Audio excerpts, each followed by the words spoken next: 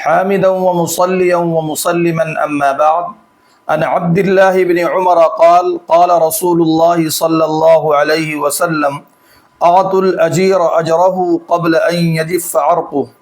حضرت عبداللہ بن عمر رضی اللہ تعالی عنہ سے مروی ہے، وہ کہتے ہیں کہ اللہ کے رسول صلی اللہ علیہ وسلم نے ارشاد فرمایا کہ تم پسینہ خشک ہونے سے پہلے مزدور کو اس کی مزدوری دے دو۔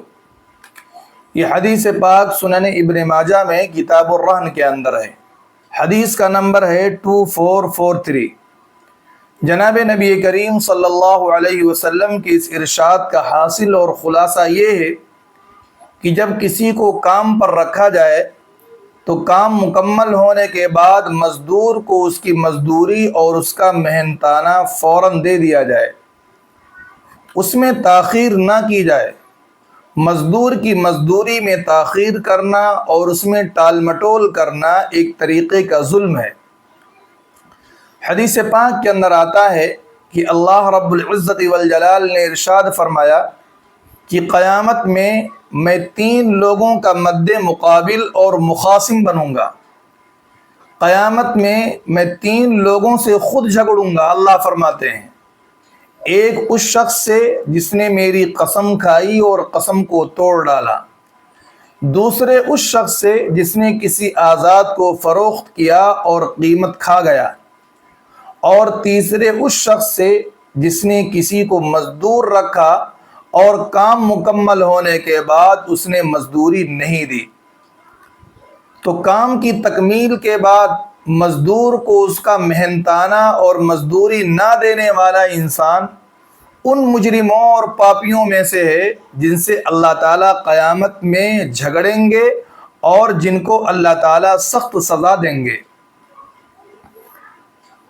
اللہ کے نبی صلی اللہ علیہ وسلم کا ارشاد ہے، کفا بالمرء اثما ان يحسب عمن يملك قوته، کہ آدمی کے گنہگار ہونے کے لیے یہی کافی ہے کہ وہ اپنے ماتحت اور اپنے ملازم کی روزی اور محنتانے کو روک لے۔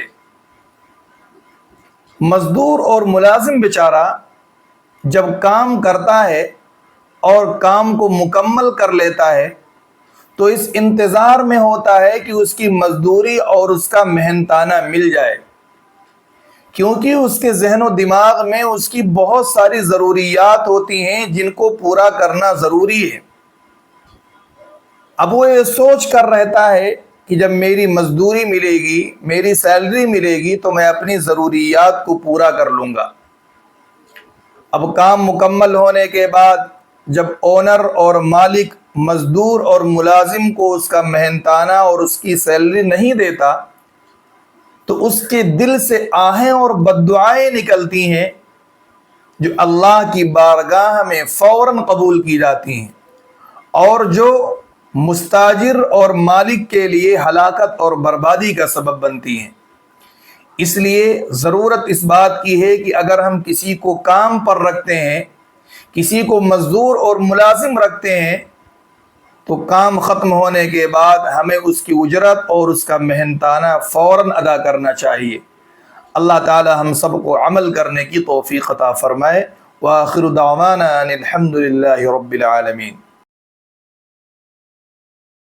Like, comment, and subscribe.